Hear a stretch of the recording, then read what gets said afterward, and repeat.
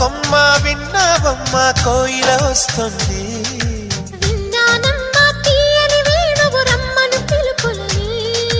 నాటు దుత్తి దుక్కుతాన దుత్తి తాకు తాకుతాన నాటు దుత్తి